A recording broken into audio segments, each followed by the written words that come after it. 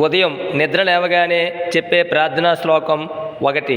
కరాగ్రే వసతే లక్ష్మీ కరమధ్యే సరస్వతి కరమూలే స్థితా గౌరీ ప్రభాతే కరదర్శనం.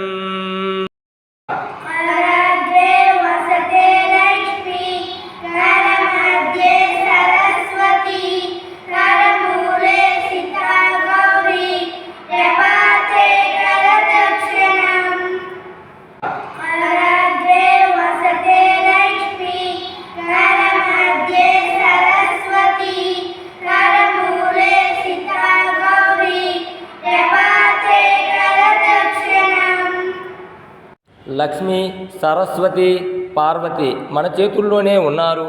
భక్తి విశ్వాసాలతో ప్రొద్దున్నే నిద్ర లేచిన వెంటనే మన చేతులను చూసుకొని ధ్యానిస్తూ ఈ ప్రార్థన చేయాలి. మన పెద్దలు ఏ ప్రార్థన అయినా ఒక ప్రయోజనాన్ని ఉద్దేశించి చెప్తారు.